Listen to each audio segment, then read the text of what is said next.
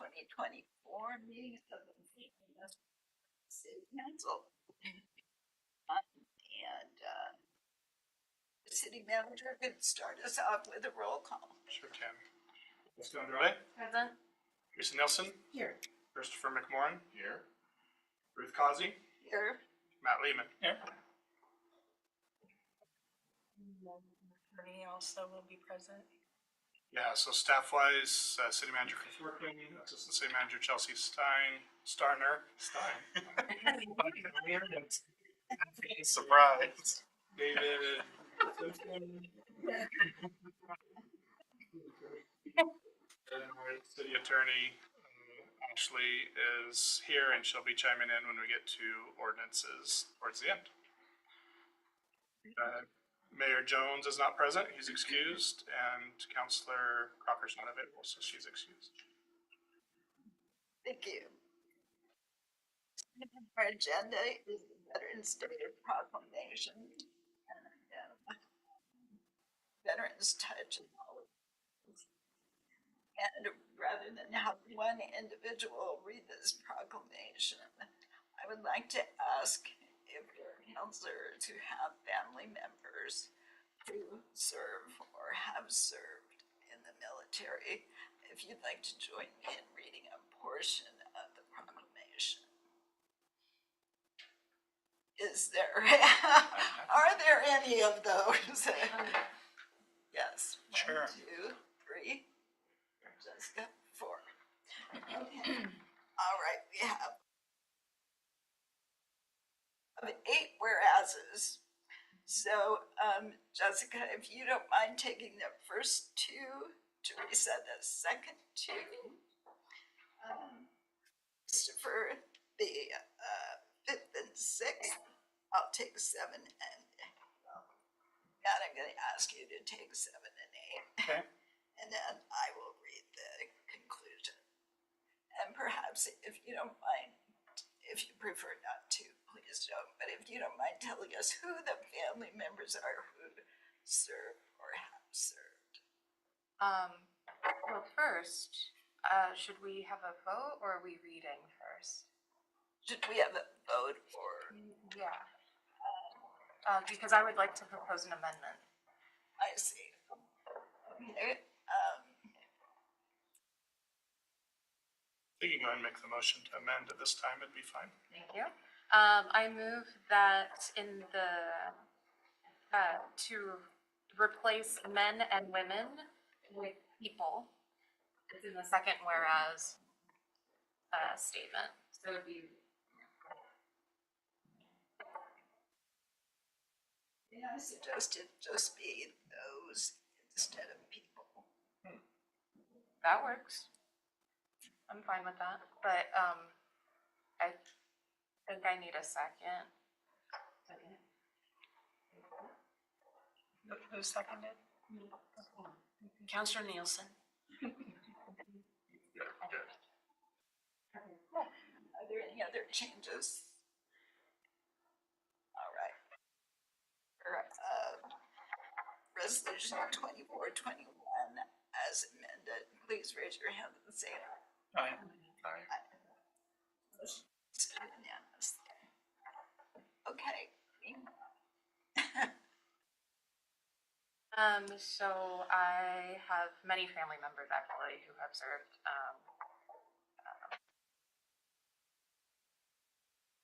Them all. All right, why don't you go ahead? Okay. City of Willamette Resolution 24-21 Veterans Day Proclamation. Whereas this Veterans Day commemorates the 106th anniversary of the end of World War I, and whereas the federal holiday honors those who have fought and continue to fight to sustain our democracy, and So my family, grandfathers, brothers, uncles, it's quite an imagine those who have dedicated their lives to the well-being of others. So, whereas the courage, honor, sacrifice, and dedication that our veterans have shown in the name of freedom and democracy are worthy of recognition, and whereas Americans owe a great debt to all people who bravely serve in defense of this nation and Similar to the other two, my grandfather and my cousins, there's Okay, it's a maybe good group, we should so. scratch that. Yeah, I think, whereas military service has resulted in permanent injury or death for many veterans, whose spirit remains in the continued preservation of our freedoms. And whereas we affirm our duty as citizens to express our gratitude, both in words and in actions, for the service of our veterans. And whereas Philomath has many veterans within our community who have served and or currently serve our country with distinction and honor, and whereas on November 9th, 2024, Philomath will dedicate the newly constructed Veterans Memorial Park in honor of Paul J. Cochran, a 1966 graduate of Philomath High School and Vietnam veteran who was killed in action on May 1st, 1968. Now therefore be it resolved by the City Council November 11th, 2024 is recognized as Veterans Day and proclaims its gratitude for all veterans. Be it further resolved, the City Council encourages all residents to honor the valor and sacrifice of our community's veterans. Thank you for your service and learn more about the sacrifices they've made to benefit our country and community. Passed by the council this October 2024. Approved by the mayor this 28th day of October 2024. On our agenda is transient tax grants reconsideration. Point of order, public comment. Oh, I'm so sorry. Do we have any public comments? Okay. Then the next item on our agenda is the transient lodging tax fiscal year 2020.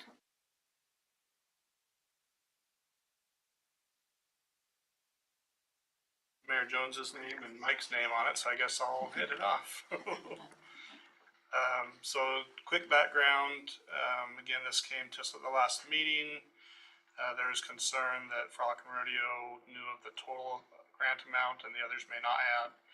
So the mayor sent an email out to all three organizations, asked them or gave them an opportunity to resubmit. We did get resubmittals. The Historic Society increased their request from 1,500 to 7,000.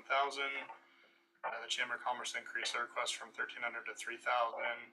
And the Frolic and Rodeo maintained their original request of 15,000. Still, there's a chart on the back page. We've still only got the 17,700, and the total requests were 25,000. There's a little added information just to make sure that we're funding tourist-related activities with the tourism funding. Some of the, and that's, very transparently, there were several things listed in items that the funds were going to be used for that I felt may not fit the definition of tourism. Not all, of course, but I mentioned, so I just want to make sure the council's very clear on what types of tourism, what types of things we're trying to fund with these dollars, which is related to tourism. So there's some added information there, and then just a recommendation. And after discussion, we just need to come away with a recommendation on how much grant funding to award each of the organizations.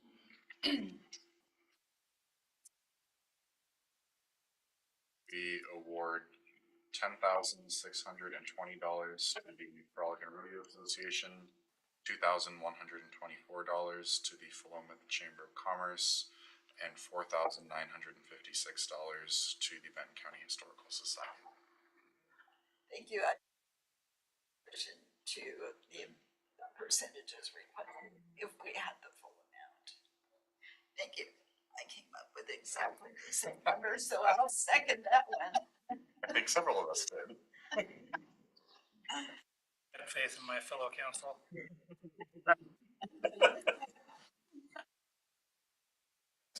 speak to my motion. As President Kazi mentioned, that's just 0.708 of times the amount requested, since there was that much over the amount we had to give out. So it's like about 70%.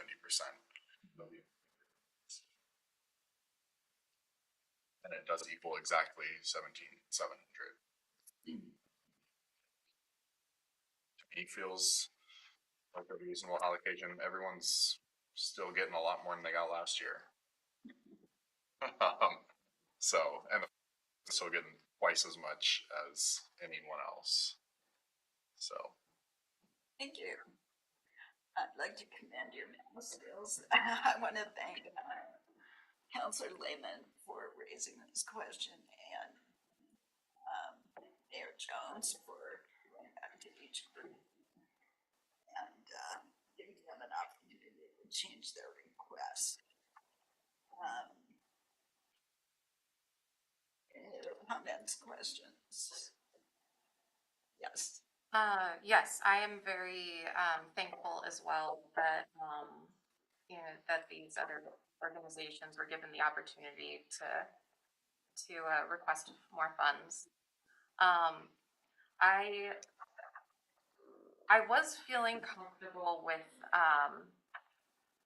allocating funds to the Frolic and Rodeo once I heard earlier today that a new policy was put in place that would allow the Frolic to deny entry of a float into the Frolic parade if it didn't meet their values. But I have been told, and I've been trying to look it up right now, that it is no longer on the Facebook or not necessarily on the webpage. So I don't know if there was an IT issue or if it was not actually made a decision. So I don't know if anyone can provide insight into that before I make my decision. Yeah, so the Frolic Board met yesterday. It was our annual retreat. I serve on the Frolic Board. That was the policy that we came up with. We did post on social media. We started getting a lot of negative comments that we felt were inappropriate, so we took the post down. But that is still the policy of the Frolic and Rodeo. Okay, thank you. In that case, I no longer I'm no longer hesitant to give them money for this, because I think that it's really important to be able to say no to hate if it were to present itself in a parade float. Okay, there is no further comment or discussion. All those in favor of allocating the funds, please raise your hand and say aye. Can you tell me who seconded? I did. you got all the numbers. There are several others. Thank you very much. The next item of new business is the Willamette Valley Jaguars. Support.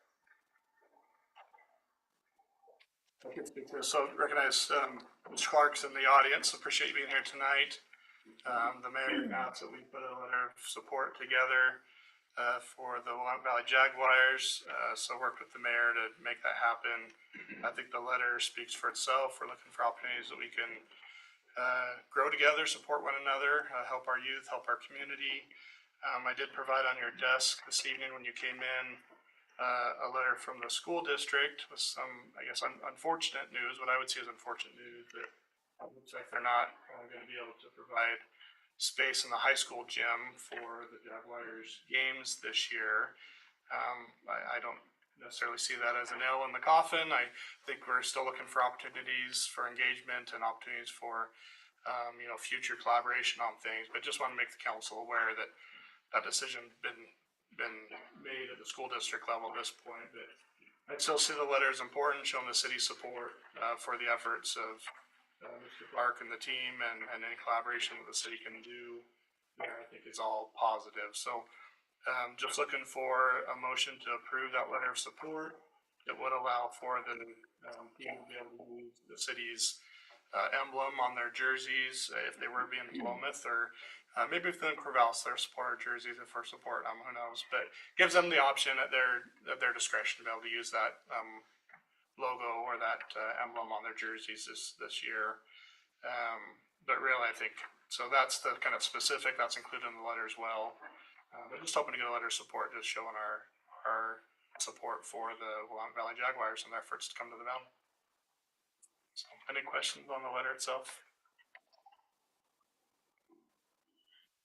No, Counselor, So to clarify, it's use of the emblem and then just letting them know that the city is open to collaborating in some way, correct? Yep.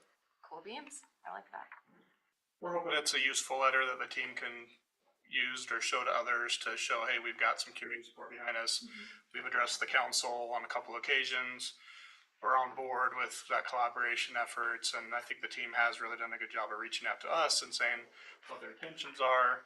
Holding the free clinic here for our youth, and I think they've been very clear that they intend to help build community, and I'm all for that wherever we can get it. So, Counselor Nielsen. I withdraw my question.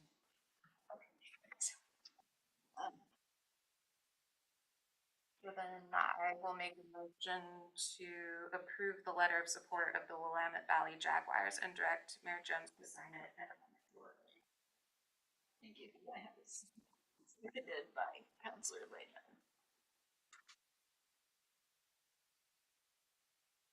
Any further discussion? you might ask Ms. Clark, since you're in the audience, did you want to make any comments before they take a vote on that, or? To be honest, I could almost cry. I'm very passionate about what I want to do for this community. This is a little known story, but I met my wife in Willamette. She's born and raised in Corvallis, and I met her here after coming to the Valley Between. I just am very appreciative of the opportunities to present what I want to do for the youth. Internship programs for youth and sport management and marketing and journalism, and providing these opportunities for kids that are here. Because, my kids are also part of this community, and I want to be able to offer services and stuff like that to them that I feel could be used and they benefit from. So I just appreciate the opportunity.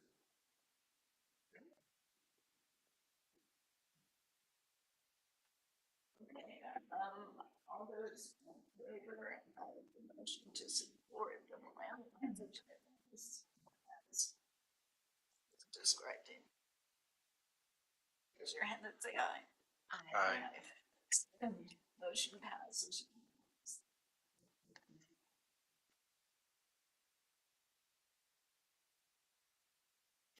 Yeah, I'd like to ask, I know that the Jaguars wanted to play 8 games, but I'm wondering, I don't know if it would be practical or not, but I'm wondering if, we could have a subset of this here, if it might be possible to reach the school board. Yeah, I don't want to put Marin on the spot anymore than we already have, but, they just got this, I think, today, right? So, we just got copied today, so I think there's some discussions to be had still, and hopefully some more deliberation, debate on what we can do.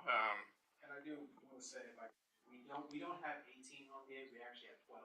So I think that was a typo in the letter. But I do still want to hold a subsection of games here. My number one goal.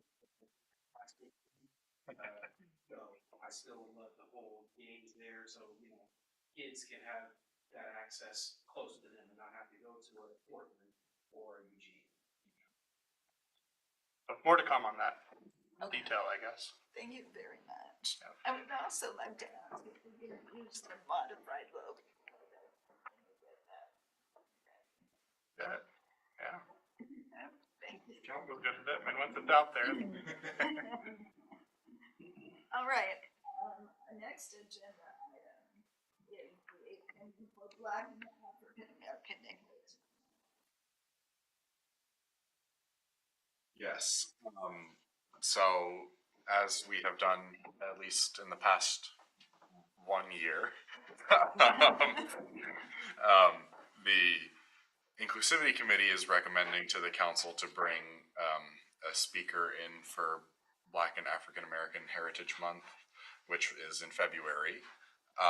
And the current recommendation is to bring in Zachary Stocks, who's the executive director of the Oregon Black Pioneers, to an event at the Philomath Museum on Wednesday, February 12th. And Brad, just so you know, this is still, we're still working out the details on this, but so, and just to refresh any memories, Zachary Stocks also spoke at the dedication, I think, for the Shipley Memorial and some of the other things having to do with Mount Union Cemetery. So he's familiar with sort of the history in our community, and I think the committee felt good about that idea. The only thing I do just want to perhaps change in this is that former Mayor Eric Neiman did some sort of outreach to figure out testing. And Zachary actually lives in Astoria, so we want to increase this $300 amount to like probably $900 to include mileage and a night in a hotel. So if the council would like to do that, just that I don't think we could actually get Zachary for $300. So if we only want to spend $300, we might need to get someone else who doesn't need to travel. So yes. Eric and I have spoken on that since Okay. then, and we're just doing a virtual appearance for that okay. 1 hour. So we wouldn't have to travel and stay the night, and so that's Okay. where that 300 Well, went back to us. I spoke too So soon. the honorarium's there, but it'd be a virtual Okay. presentation for that 1 hour. And is the 300? That's what we've been doing for honorarium, Okay. I just think because I think in Eric's email they said 400, but just inconsistent with what we've been doing. So we were trying to be consistent with honorarium. okay. Well, so now the council has the information.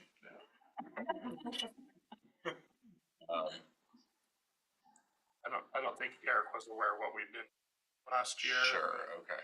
I talked to the mayor. He felt pretty strongly we should be consistent in our honorarium rather than giving a little more to others and less to others without any, strong justification for it. So we've been paying 300. Yes, I totally understand that, and like honestly, I could go either way. I do remember having some sort of conversation at the committee level of, but we never actually like decided to recommend a policy to the people. But if I remember correctly, I think the idea was to ask whoever we wanted to speak if they had a speaking fee.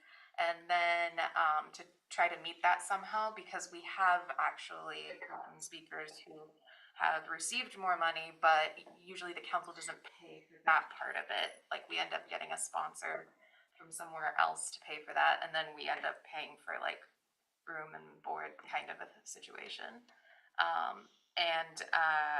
But then if they say that they don't have like a speaking fee or whatever, then I think the 300 is what has been the like standard.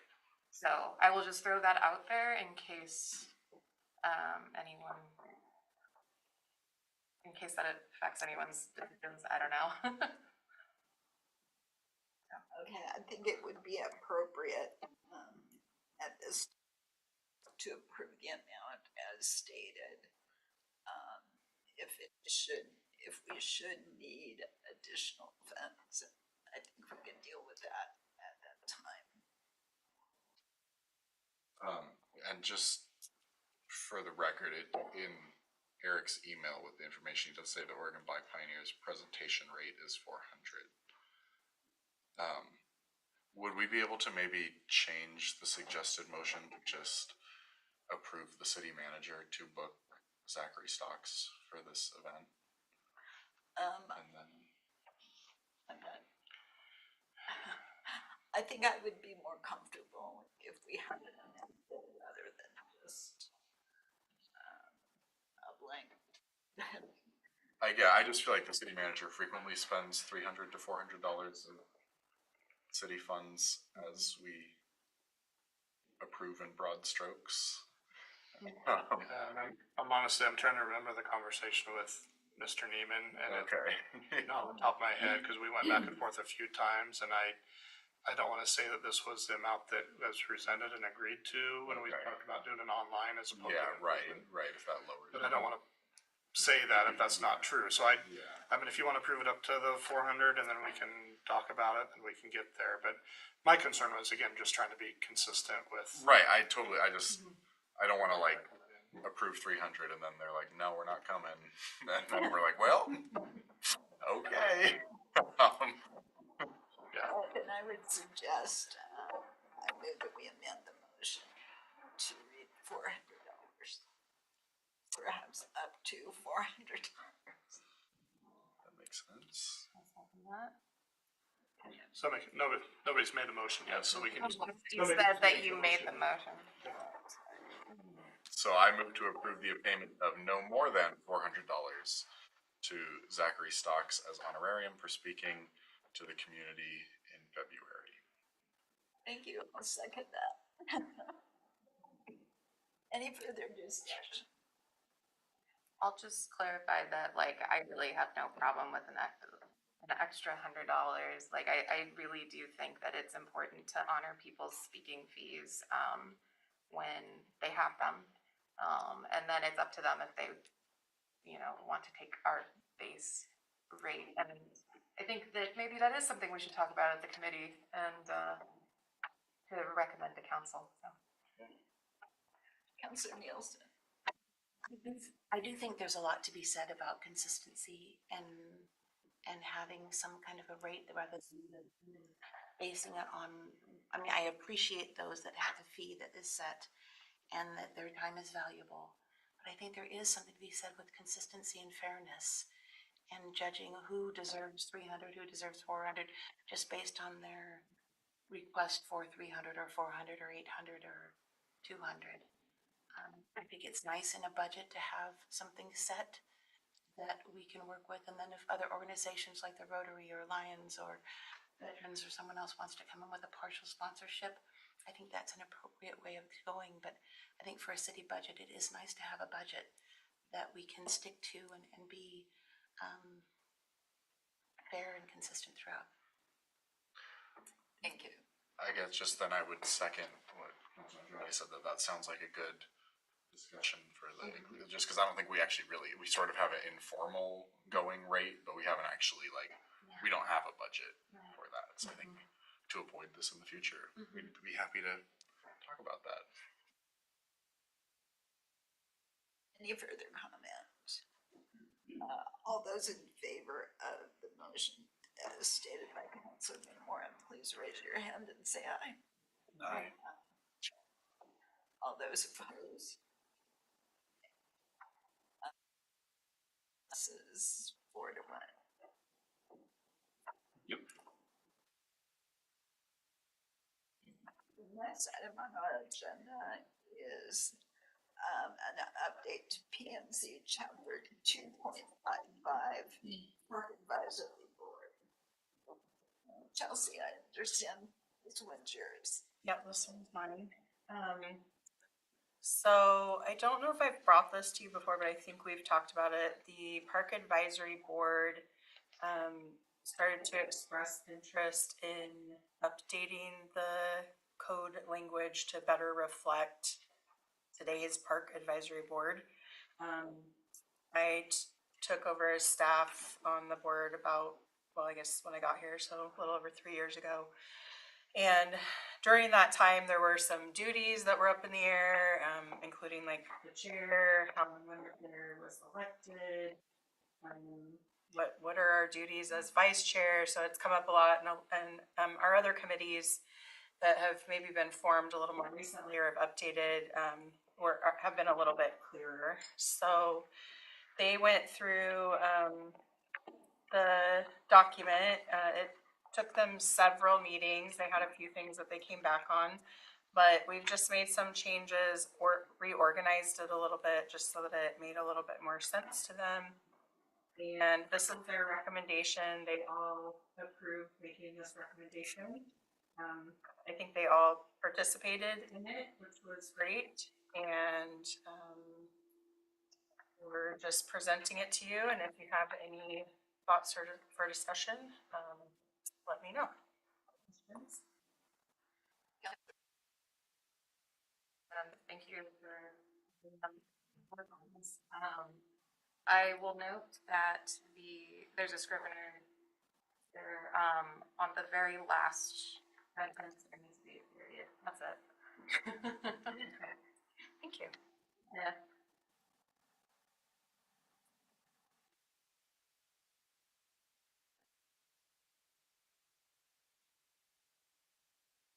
Verifying question of just the no member shall serve more than 3 consecutive terms unless with the approval of a majority of the city council. Aren't members already appointed by a majority of the city council? So does that actually mean anything? They are, but previously it said no members Right, can serve at all. So they just wanted to be clear, that's the process that's been happening is we've had several members that have extended that. And they came to the city council, they, applied as would anyone, and then you all considered, applications. I think the pieces that I know of are Dale Collins and Lindy Young. With Lindy particularly, there weren't even enough applicants at that time, so the council chose to keep Lindy on the board. So I think this is just saying, it's just basically saying what the process has been, that if they want to go further, then they're gonna have to go through the process and be appointed. They don't just automatically get to move over, and it doesn't just stop. If you haven't done 3 terms, do you automatically get to continue, or does the council have to reapprove everyone? Yeah, the council reapproved. So I guess my question is in practice, this would just between us appointing someone to their 3rd term. Right. and their 4th term. Right. Okay. It's just, I think the difference is that before it just said, Right. no, you Okay. can't go past 3. Okay. On that, just to noodle on that just a little bit, I do think you put the council and the long-term park board member in an awkward situation if they've reapplied for a 4th term, but you also have somebody Right. new that's applied. Because now you're really putting on the city council to say, well, put me in again, you just have to have a majority vote, or Yeah. put the other person in. So maybe we can amend this language to say something like, unless there are no other applicants and the majority of the city council approves. So when you get in a situation where, again, with Lindsay, where she's applying for a 4th term but nobody else wants it, then the council could approve it. But if somebody else had applied and were eligible, then the default would be to not give a 4th term, but to let somebody new onto the board, just as a suggestion. Councilor Lehman. Yes, I was noting the strikeouts of the Public Works Committee, and I just wanted to see if there was if you could give me the rationale behind that.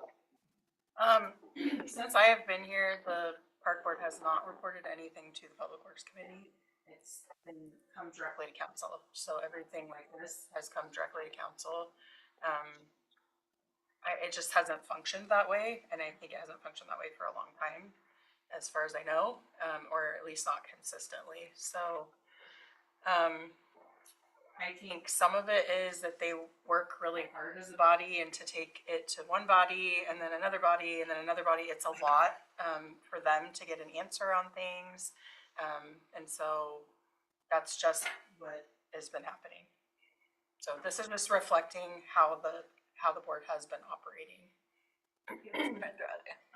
If I remember correctly, when I was on the Public Works Committee my first year in council, I had concerns about the language because it did say that, and we didn't have any sort of oversight or communication with the Parks Board. And so if you remember that meeting that we had with the Park Board, that was for that, part of that was that reason. And if I remember correctly, this was, what do I call it, template language? And that saying that it wasn't. Serving more. It makes sense to me too, just because if I were sure I'm forgetting something, but I feel like most of the things the Park Advisory Board comes to us for, to spend money or to make recommendations for some large infrastructure project which would come here, the Public Works Committee can't approve them to spend money or anything anyway, so, I think it makes sense.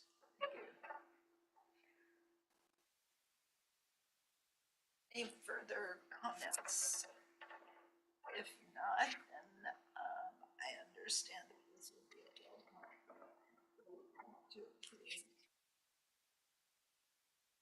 Yeah, the scavengers there's not a big deal, we can take care of that. Was there any concern or desire to change the wording about, the terms, or are we good with the language as it is? I'm fine with the language as is, but I did note about number 5 at the very end. I just realized when I turned the page that I thought that as that process pertains, it maybe sounds a little awkward, and I wasn't quite clear if the idea is to have the park board only chime in on park-related and recreation services, or, because I read the as that process is because that process pertains to it, but it doesn't say specifically, just to focus on that, I guess. Yeah, I think the language did not originally say that, but the park board questioned, like, wait, what's our role in the budget process? We do talk about budget every year, but they were a little confused.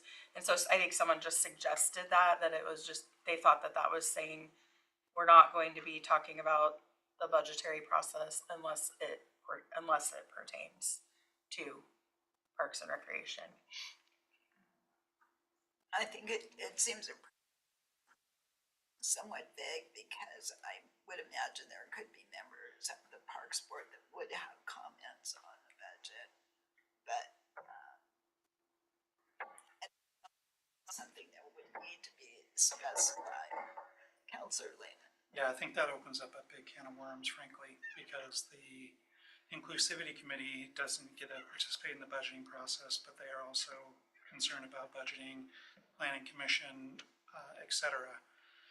So I think that leads back to why the Park Advisory Board was reporting to the Public Works Committee, because they could bring their budgetary concerns to the Public Works Committee, which consists of city councilors who are on the budget committee automatically. And also there's like 5 different opportunities for public comment during the budgeting process, and that someone from the Park Advisory Board could certainly come during that time and express any concerns or whatnot. I don't know that there needs to be an inclusion of someone or the entirety of the Park Advisory Board and Budget Committee. Yes, Chelsea. I think, so number 4, reviewing and participating in recommendations to the park master plan and strategic plan update. So the only way that they are currently participating in the budgetary process is that they reviewed the strategic plan as it relates to parks, and they review the park master plan, and they make recommendations to the council for the capital improvement plan generally. These are just our recommendations. They're not making recommendations to like line by line expenditures in the budget. So if you all felt more comfortable, I think number 5 could be just removed. That their participation in reviewing park master plan and strategic plan updates is that's their process, but they do review the capital improvement plan projects, and they do make recommendations. Not to the budget committee specifically, they make the recommendations to you as a council. Councilor Warren. I guess, it almost feels like we should just reword a lot of the new duties, because it says they will advise the city council and designated city staff regarding park matters, including but not limited to. So if we're saying what matters they're advising on, like for number 5, it almost feels like we should just get rid of participating in and just start at the annual budgetary process.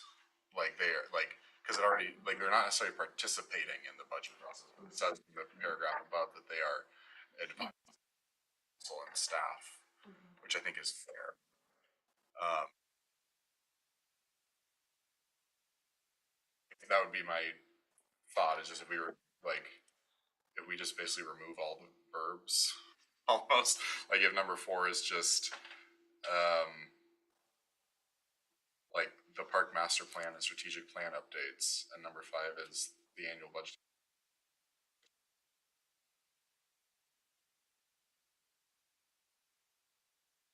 Sense? Yeah, I know. what you're Okay, saying. okay. I like that, and then maybe, instead of as, for number 5, as that process, maybe as it pertains to parks and recreation services, I don't know, just like trying to say that the focus is on that, so that there's no ambiguity about, all the other areas of the city's budget. Okay, and number, Something more specific. right, number 3 does already discuss funding for Yeah, the that's development of city parks, and perhaps you just would prefer to strike 5 altogether if it's something in there. And or maybe too specific. I was saying.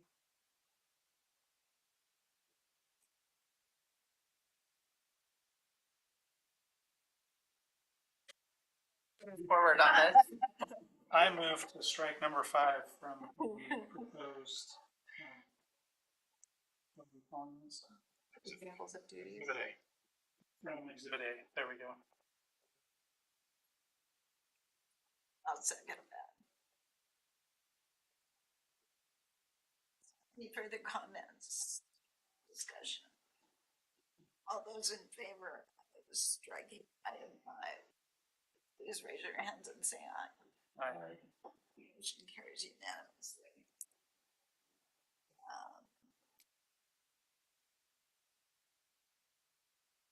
So we have struck that item. There was a scrivener's correction, and I was not clear with the final decision on no more than 3 consecutive terms. I appreciate the alternative wording that the city manager suggested. I could also see where there would be some other circumstances under which it might make sense to approve.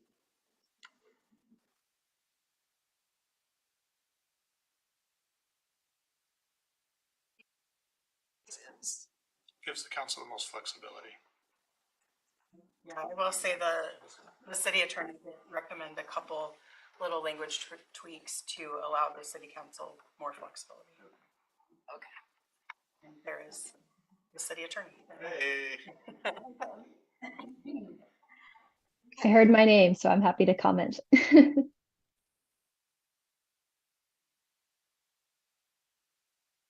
Cool. So we have approved one major change, and I don't think I heard any other significant moves.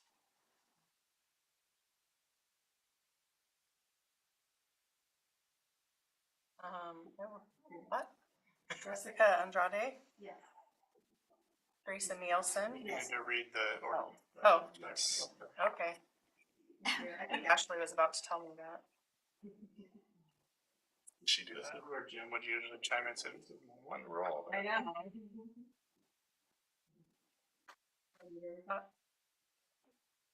Go ahead, Chelsea. City of Willamette Ordinance number 886, an ordinance amending Willamette Municipal Code, Chapter 2.55, regarding the Park Advisory Board.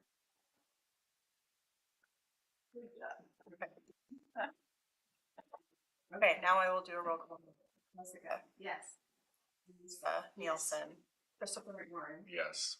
Drew Cogby. Yes. Matt Lehman. Yes.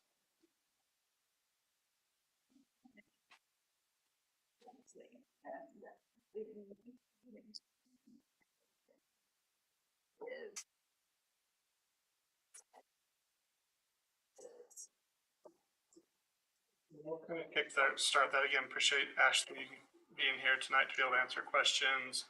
You'll see a big draft on these, so we're not voting on these tonight. And I tried to make that clear in the email. We wanted to get them in front of you. And we're working against the time frame to look to the end of the year going now.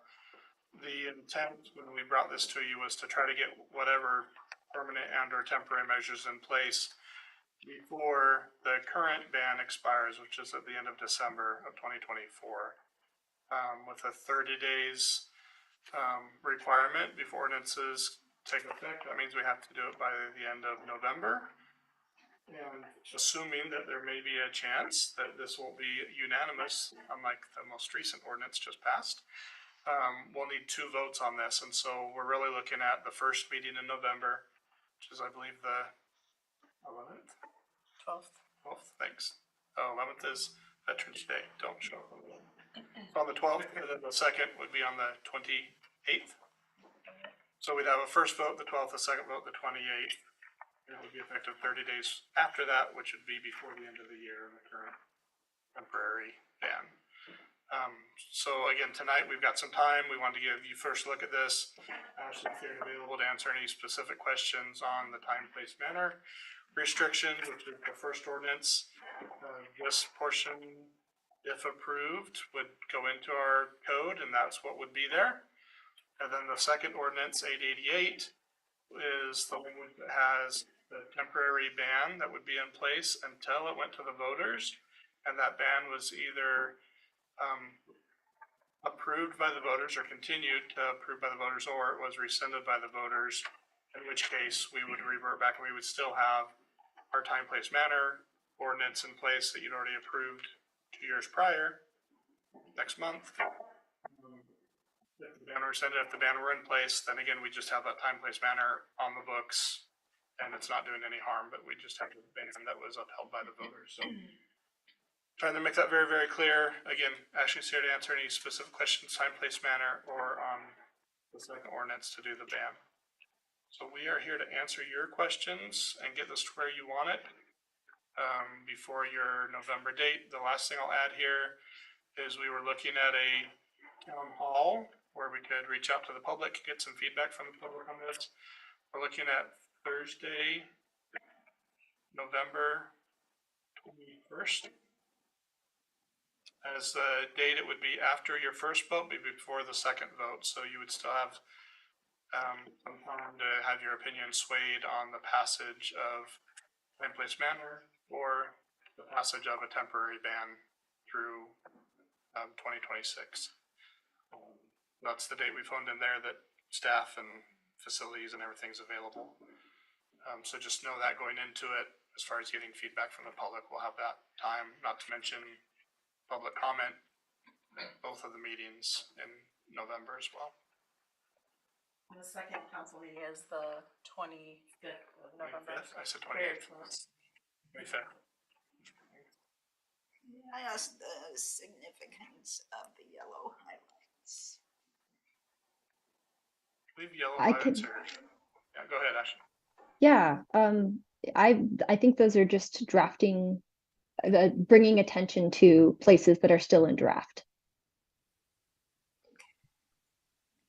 I guess one of my questions is, there is an indication to list zones where permitted, but because the planning commission is revising the city's zoning, it would seem that we would have zoning in place before we can decide this. Yeah, we would reference the zoning itself, not necessarily where it was, but just the zoning. So, manufacturing, we would look in probably light industrial. We wouldn't put it in residential. We wouldn't put it in heavy industrial likely, or maybe it could go heavy. So we would look more carefully to say like what type of zoning, not necessarily where on the map the zoning is. So service center, we'd probably put in a commercial. I think you can make an argument that we, do or don't want it in the downtown commercial area, which tends to be more pedestrian centric. We typically, we're not looking to locate fitness centers, doctor's offices, those types of things in your downtown core. You're usually looking for more retail, restaurants, that sort of bit. So I wouldn't recommend that we would put it in the C1 downtown, but I think the general commercial C2 would be fine for a service center.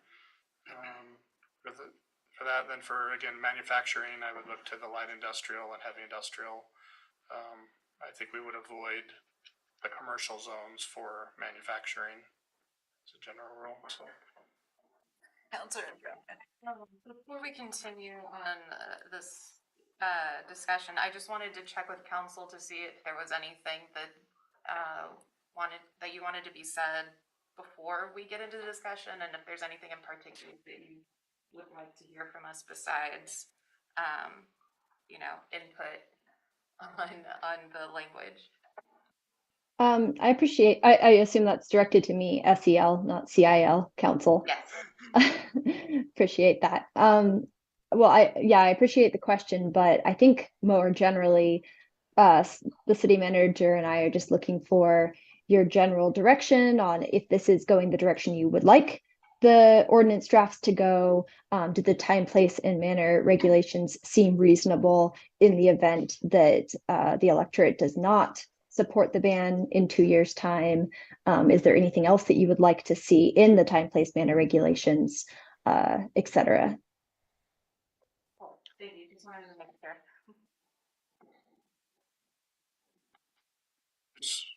There's a section in here early 9:20 or 9:30:20 about a city business license chapter. We don't currently do city business licenses.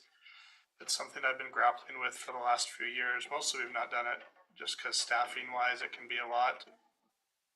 Most city business licenses expire every year and they have to be renewed, which means it's really a full-time position just to chase after business licenses all year long.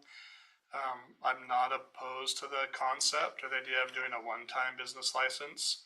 When the business first comes to town, tell us who you are, give us emergency contact information, an email address would be nice, what you're doing. It allows us to capture a lot of information when the business first comes to town.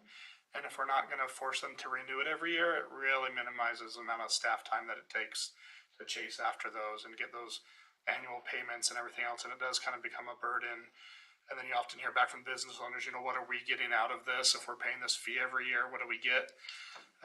And that's getting harder and harder to justify with online, sources for contact information and things. But I think a one-time, city business license could roll forward. And this obviously would be one more reason to do that, is so we could know when somebody's first come to town, making sure they're compliant with all of the different regulations. And I'll say not just this, there's several types of businesses that come to town where it's insightful to know what they're doing. If nothing else, to check for just code compliance. I mean, I can't tell you the number of times that a business up and operational before we know it, week, 2 weeks goes by and then we're like, you can't have a, dojo out in the manufacturing area, industrial area, right? Or you can't have similarly a, manufacturing plant in the back room of a downtown business, right? So there's just some basic zoning regulatory issues that would be curtailed if we were to move in on some type of a city business license. Frankly, I think it's something that our new city recorder could take on and add a duty. Now that we've got a permit clerk that's handling the permitting, it's something that's coming off of the city recorder's roles and responsibilities. So I think doing a business license, something we could look at. And the reason for our spill is we either take this out and we don't reference it, or we leave it in there and then we look to implement some type of a one-time future business licensing section that we would add to our code at some later date. I have some questions about that. Mainly, so if I understand correctly, because I don't know anything really about business, or like what it takes to get one up and running or anything like that. So this is a normal thing that is done in at least some cities. And in most cities, I would say. okay, and for all kinds of business, every business, and then I would guess that this would entail, I don't know, like having a listserv, an email listserv perhaps, or like emergency textings. Yeah, it would be an internal, I mean, everything's public, right? But it would be internal. Some things in there, like emergency contact, personal numbers, could be kept confidential, or we would share them with the police department fire district. So there would be like fire life safety type information that we would keep. It would just be general, like what type of business are you running? We could capture optionally, number of employees and that type of thing, which would be just to help guide our statistics a little bit, see how we're doing with job creation. But right now, again, we have no mechanism to gather any of that type of information right now. So we kind of lack in how we're doing with economic development because we don't know. We don't license people or we don't license businesses because it is burdensome, again, if you're doing that annually. And what I'm proposing with this language is we just do a long time. And I guess the only, if I remember correctly, whenever we've interacted with the chamber, where it's to like reach out to businesses and stuff, like that hasn't been necessarily an ongoing thing. Is that, it was only like COVID or like specific contracting, like COVID shut down, Yeah, we asked them to help distribute information about the grants that we were doing for small businesses, local businesses, but we've not done a lot beyond that. The chamber does great, but they have a limited reach as well. There's some businesses that don't really benefit from a chamber membership, shared marketing, that type of thing. So, this would be part and parcel from the chamber. Okay. I was making sure there wasn't any doubling up for. I do like data.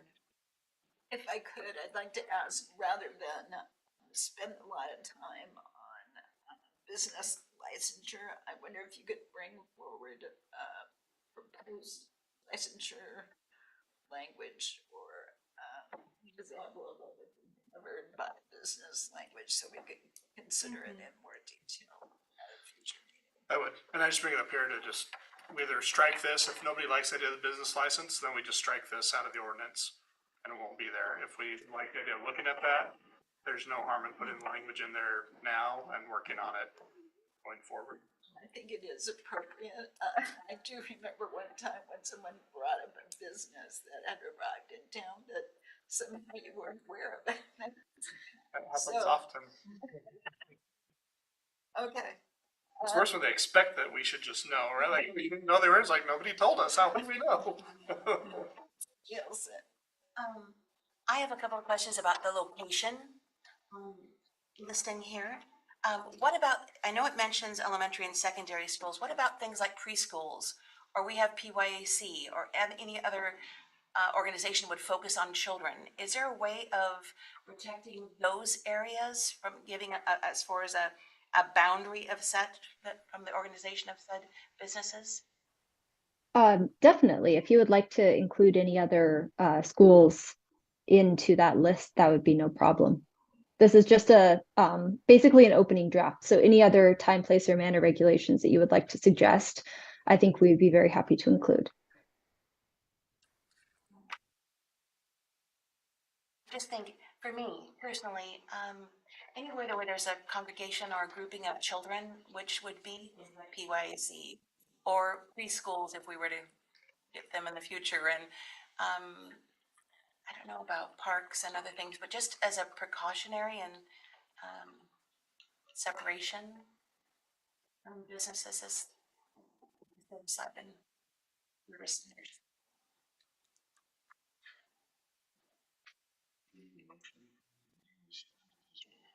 You can just give direction at this point, and then we'll bring it back in the next version. But we could do a formal motion, but really at this point, if you just let us know what you want to have in there, we'll drop it in. Secondary and elementary, and I do think all children under the age of 18 should have a distance and protection. Okay. It would seem to me that it should be general that would address any type of facility or That is focused. where children would gather. That should include like library even, or other gathering places, that parks, library, preschools, PYAC. I don't think that's necessary, so maybe we should have a motion and vote, because unless we just, Which part of it? just some of them, like I don't think that, being close to a library or park is necessarily going to, well, first of all, I honestly don't think that, it'll be, dangerous to anyone. There's a reason why, like people check IDs and stuff like that for these kinds of places.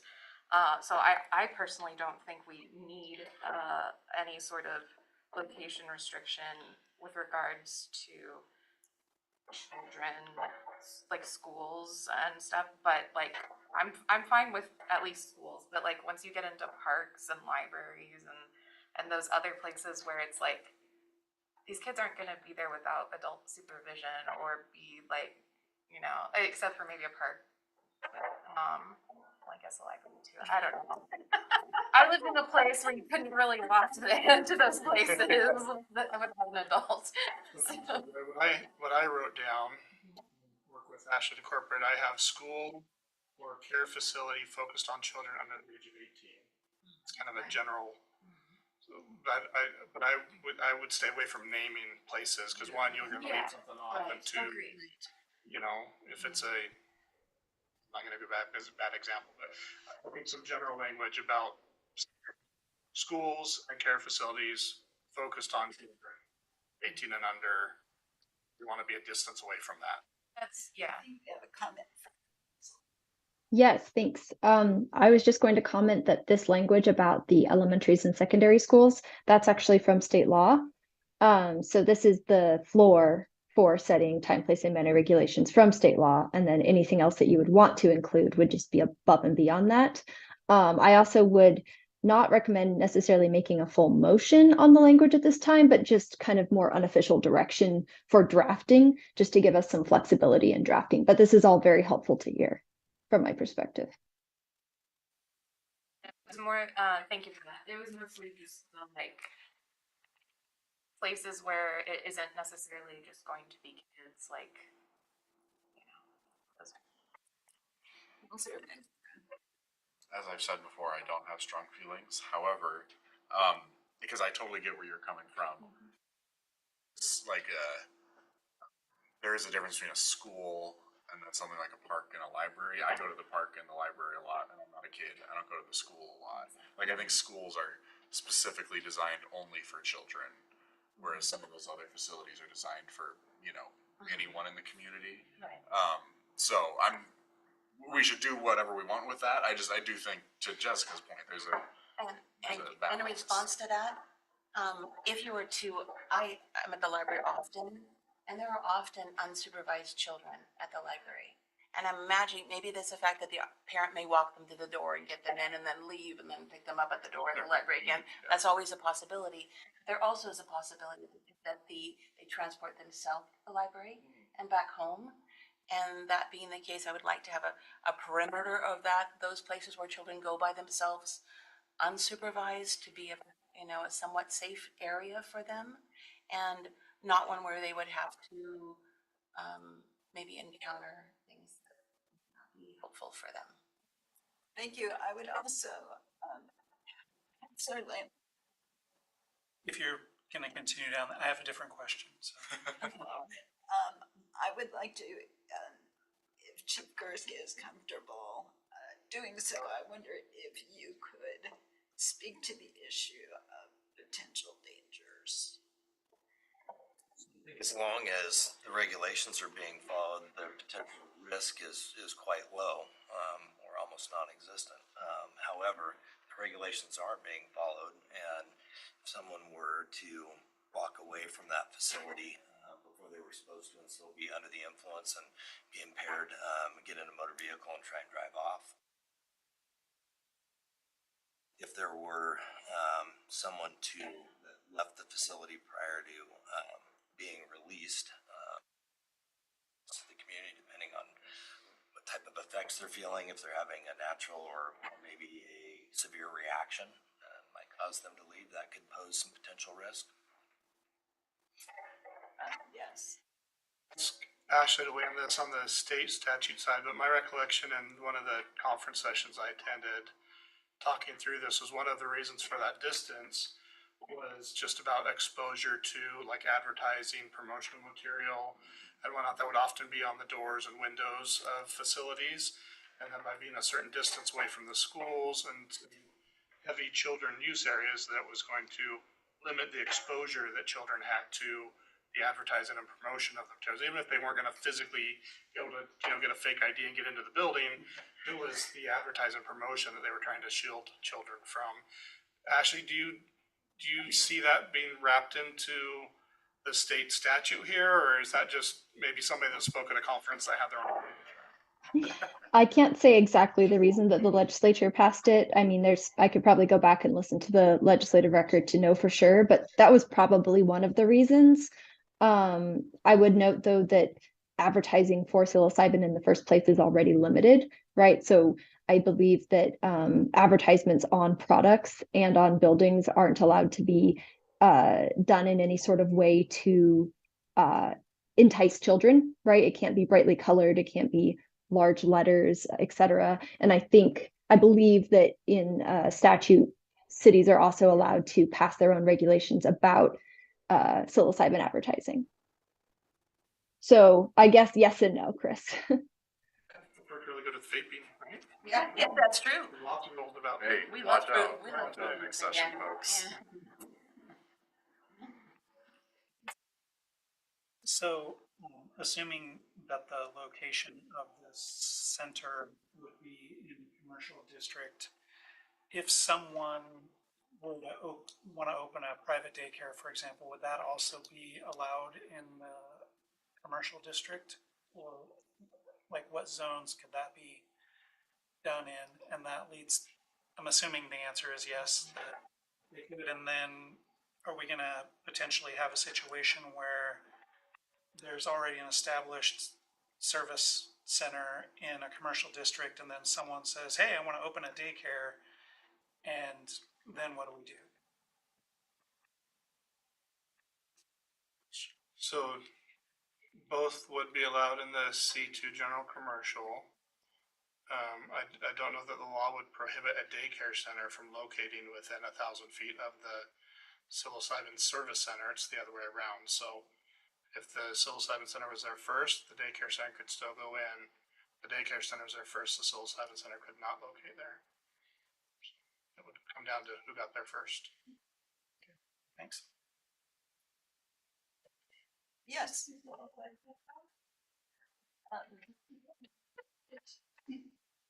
We really shouldn't at this point. I'm sorry, since the public comment period has passed. Side of that period. But there will be, I'm sure this discussion will be ongoing. Please email us. Yeah. And can we note that there will probably be a town hall? Yes. There will be a town hall. There is. 21st. Well, actually, was there another different question? Nope, that was it. Oh, okay, great. I'm just saying random things. Then a question for Ashley, I think. Is there something that says we have to do it at a general election year? The putting it to the voters? Like, does it have to be in a November election in 2 years? Because like, there's also a school board election coming up in May. Is there anything preventing us from putting it on that ballot? I mean, not saying we necessarily should, but I just want to know what tools we have in our toolbox. You're talking about the ban specifically? Yeah, like obviously, if we re-up the ban, I just don't necessarily like waiting 2 years for a final decision. And I'm wondering if we are allowed to, we re-up the ban until May, and then the voters could decide in May as opposed to in 2 years in November. No, it's a great question, but no, it has to be submitted to the quote next statewide general election. Okay, So okay. I believe that the reason we were doing 2026 was just because, we missed the deadlines for 2024, or else we would have submitted it this cycle. Thank you. Counselor Nielsen. And could we address the signage issue to keep the signage directed at at adults and at the purposes for which the psilocybin is directed rather than cartoony whatever? I mean, is it needful that we do that? I would not prefer to have billboards all over, coming into town and leaving towns and known as the psilocybin center of Willamette Valley. So I know that our sign code, which is highlighted in yellow, which we would reference, our sign code is blind to what's on the sign, and it's really just about where the location of the sign can be and the size of the sign. It does address things like flashing signs, but as far as content on the sign, our city code is silent on that. We don't regulate what's placed on the signs. That's right, Chris. Yeah, signs must be content neutral. My comment earlier, which I think maybe your comment is based on, Counselor, is regarding the actual packaging of the products, psilocybin products. And OHA does regulate that, and we could implement it into our local code if the product's advertisement is important. But the signs, Chris is right, they do need to comply with, they need to be content neutral, any regulations.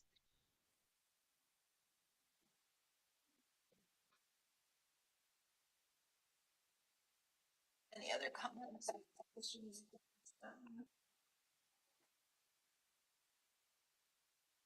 Just add just very clearly for letter B there, since is 30090 under location for B. I spoke to this, but I want to be clear. I would break this section out and differentiate between a service center and a manufacturing site. So I think those are different. The service center, I would recommend that we would allow in the C2 zone, our general commercial zone. It's not our downtown C1. It's also not our C3, which is more of our larger regional commercial hubs where we're trying to attract larger facilities. But the C2 is like everything else in between.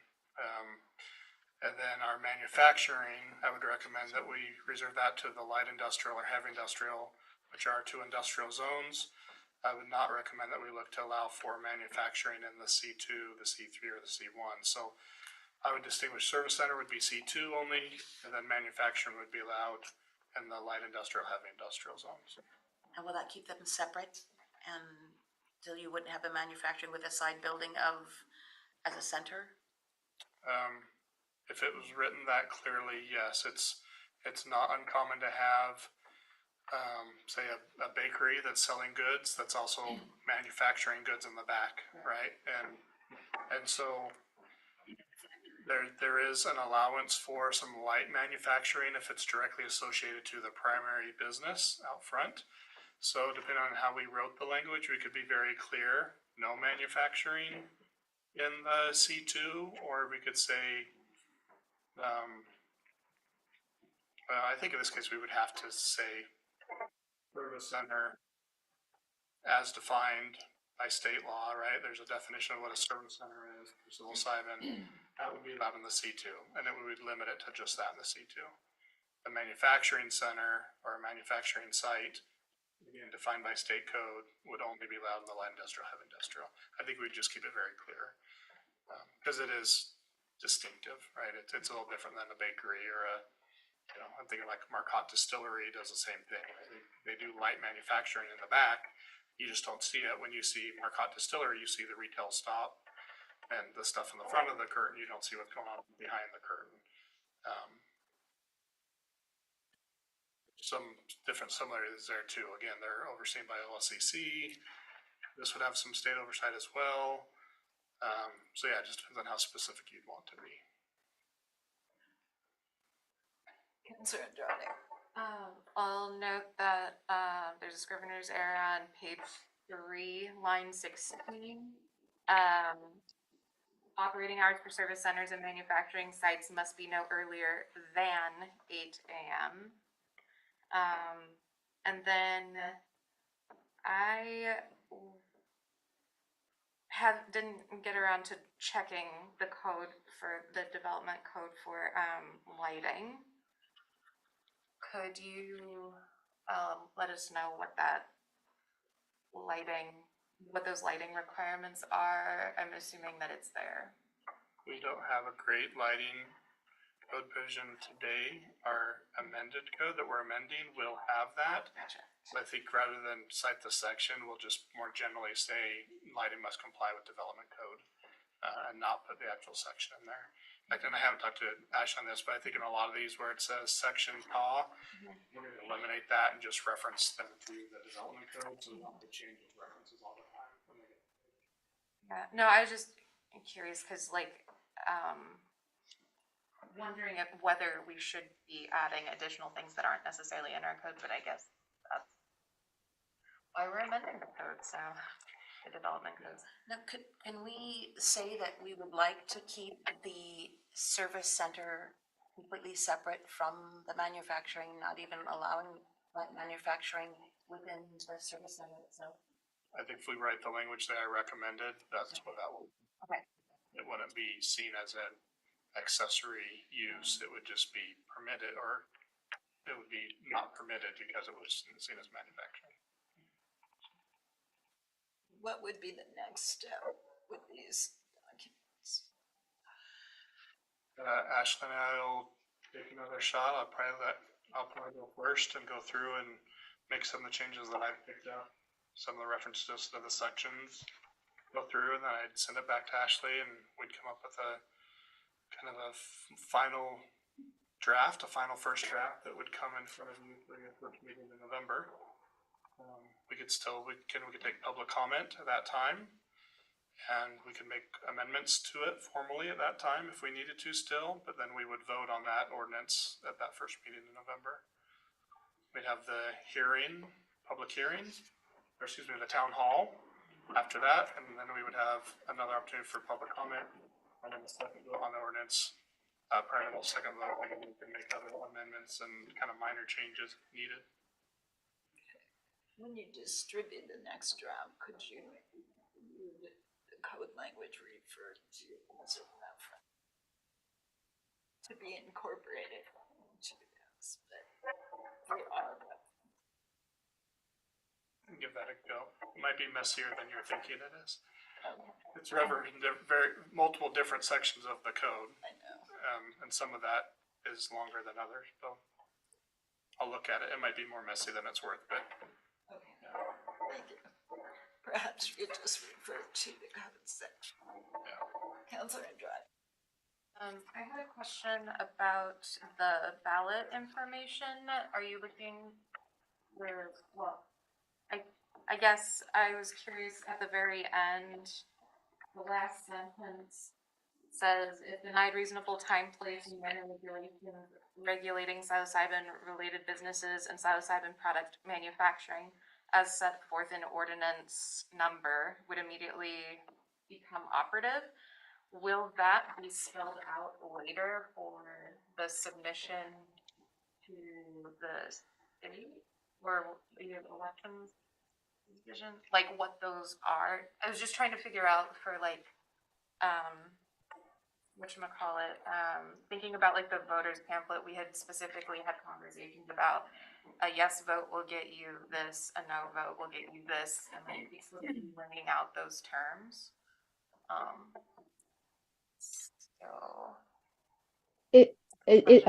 Yeah, is the question, what will the ballot spell out? Is that the question?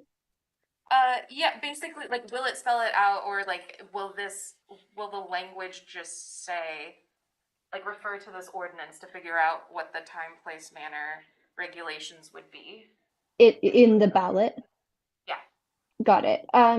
I think, well, it'll depend. I mean, in a ballot summary, typically you have space to, provide that sort of level of detail. There's restrictions on what the ballot title, question, and summary can and cannot say, but I don't see a reason why we couldn't spell out that exactly. I mean, I think that would be pretty important for a voter to understand what they are voting on, right? That a vote to prohibit psilocybin would be complete prohibition, but a vote to not prohibit would mean these time, place, and manner regulations. Verified, because I just realized I never verified this. This last page in the packet, that is like the submission, right? To like you would see in a voter pamphlet. Is that correct? The last page, In the meeting Be- packet that has like ballot title, question, summary, explanatory see. statement. yes, that would be essentially what you would see, correct? Okay, cool. So once we get the time, place, manner regulation figured out, I would appreciate having that spelled out there rather than just referring the people to an ordinance they may or may not look up. I see what you're saying. So They might not necessarily know where that is or how to find it.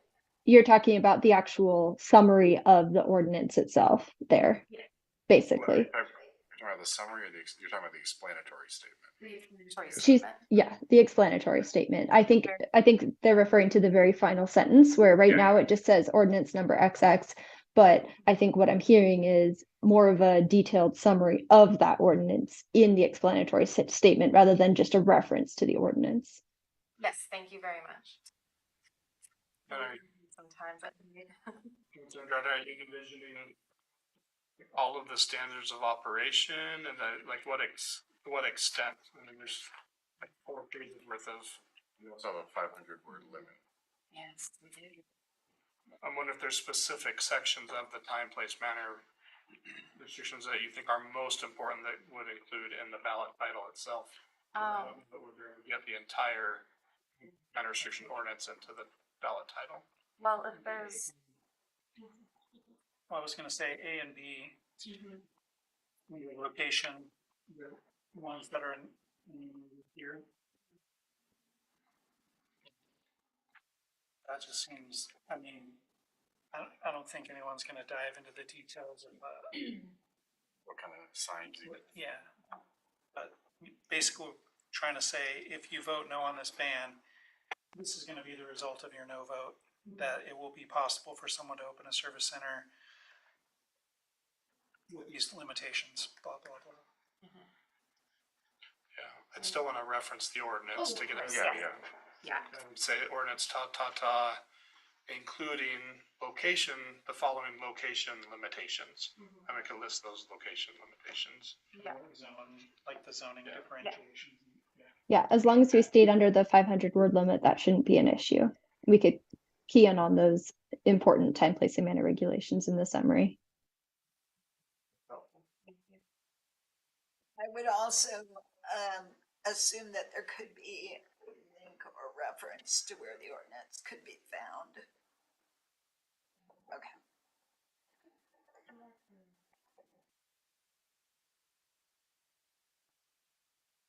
Further comments, suggestions? Councilman Moore. I guess the only thing is on the ordinance 888 draft. I'm just wondering if it might be best to remove the 6th whereas statement, just because I'm not sure every member of the city council agrees with that. But like I'm just thinking then to keep the ordinance totally neutral of just like the city is referring it to the voters. What do the voters think? Without making any kind of value statement in it. I don't necessarily disagree, but I think it would be worth keeping this pretty neutral. I don't know. I feel like we all kind of took a vow that we were going to support the decisions of the council, regardless of whether we individually agreed wholeheartedly with. Oh yeah, I mean, it's just we haven't made a decision on passing this ordinance yet. I'm just thinking we might. I mean, no, if no one wants to, we don't have to. It's just a. If I may. Yes, Councilor. I agree with you both. But I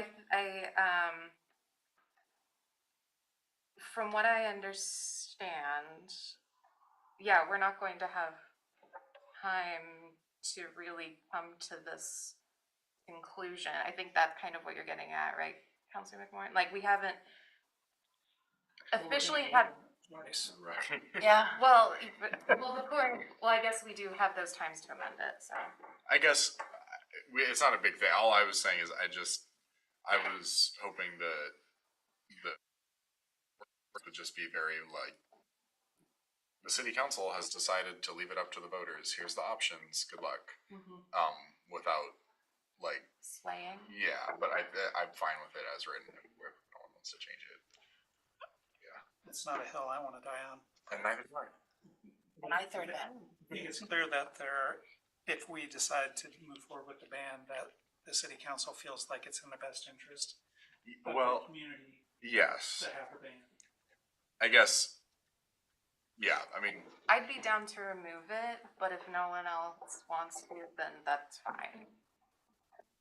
I don't think it's appropriate to remove it, because we did agree to put this in place until it could be referred to the voters. But we didn't agree that it's in the best interest of the health, safety, and welfare of the people of Willamette. From what I understood, I heard that most of the council wanted to hear from the community members because they felt like they didn't know what they were voting about, or they didn't know that the rules weren't developing in the way that others wanted them to, and like all these other things. I also heard the same thing with health, safety, and welfare, but I don't think that was necessarily settled on as being the reason why, and that perhaps we shouldn't put a reason why. Perhaps it should just be, as Councilor McMorrin said, that the city council believes the community should weigh in on this decision at the election or something along those lines, you know? I see what you're saying. Because from what I understood, that was the more important thing than the potential misunderstandings of what people were voting on and what we're getting currently. yeah, I get, just to your point, I support the idea, but to decide if it's in the best interest of the health, safety, and welfare of the community. I want the community to decide if it's in their best. So I guess that's where I was coming from with that. Like, we all agreed to do this, but like, yeah. May I suggest the following wording? Whereas the Paloma City Council believes that continuing to prohibit psilocybin product manufacturers and psilocybin service centers until such time as the people of Willamette can voice their desire, voice their opinion, is in the best interest of the city. Something to that effect. So we remove the reference to the best interest of the health, safety, and welfare of the village. Okay. I think as a city councilor, I am concerned with the health, well-being, and safety of our citizens.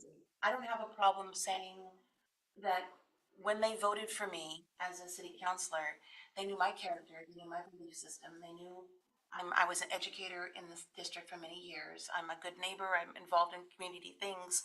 I think they knew who I was as a person, and there was a certain amount of trust given to me in that position as a city councilor to think about their safety and well-being and what is best for them based on my particular history and character and choices that I make and lifestyles that I choose and the manner in which I treat people. And so I don't have a hard time as far as the city council believes. I think that's okay. I think it's okay for you to sometimes make a choice that may seem, that's not, they didn't actually vote for this, because we do that all the time as city council. We vote on things that maybe I didn't hear about from every constituent about the Jaguars or about others, but I make a choice based on what I know about my community members and who I am as a person in regards to wanting their well-being and their safety and their and to the best of my ability. So I am comfortable with that statement without modeling up with more verbiage and words that just seem diluted and unnecessary. If that makes sense.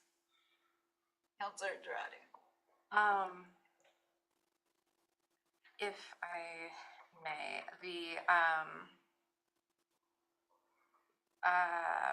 I will just refer back to comments said about the fact that, you know, this is, the thing I heard was we want the community to be fully informed when making this decision, and we're gonna give them a second chance to do so.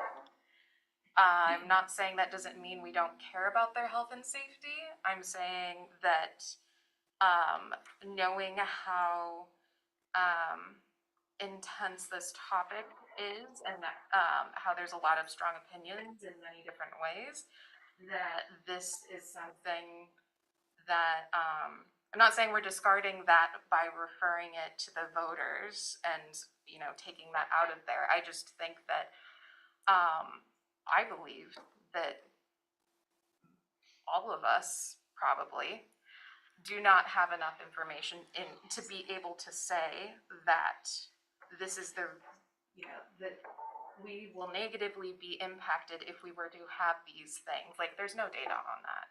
There's no data on, like, if we in Philomath have a psilocybin center or manufacturing place of business here, that crime's gonna go up or anything like that. So I think it's a little premature to make that assumption, especially when we do want to hear from our community members. Counselor McMorrin. Did you get the word infused? I was wondering if you could read that back. Yes, and I do have a suggestion for how to maybe make multiple people a little happier. Some wordage here. There we go. And it has to do with placement. Whereas the Philomath City Council believes that until such time the people of Philomath can voice their opinion by vote or something similar, that continuing to prohibit psilocybin products, manufacturers, and psilocybin service centers within the city's jurisdictional boundaries is in the best interest of the health, safety, and welfare of the people of Philomath. So it's kind of a combination where you're saying until the voters can vote, we are taking a stand saying that we think this is in the best interest at this time so that we can put things on hold. But maybe you want to strike some things out, but that was the language that Ruth said was the until ended by vote.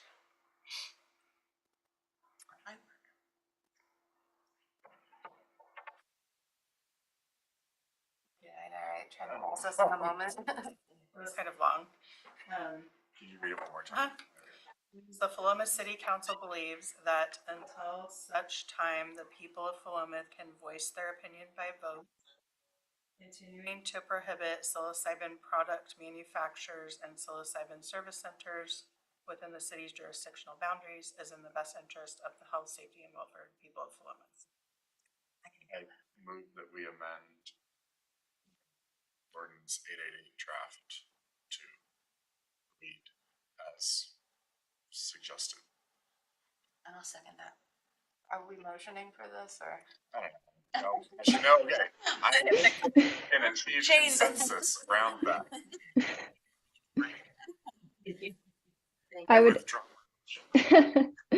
You can if you want to, but there's definitely no need. I would just add that seems to reflect more the legal procedure of this, right? I think unfortunately you can't. I mean, even taking no action is a stance here because that would permit psilocybin to be to become a product in your community, right? So I think any action that the city takes or that the council takes is a choice, and specifically for bans, that must be referred to the voters. So I think this is an accurate, I guess, all that to say that I think this is an accurate reflection of the procedure here, the legal procedure.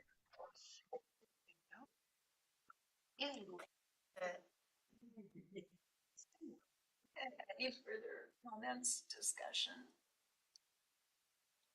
I think that through our issues, I would like to. Thank you, everybody. Thank you, Ashley. Appreciate it. Thank you. Thank you, counselors. Thank you.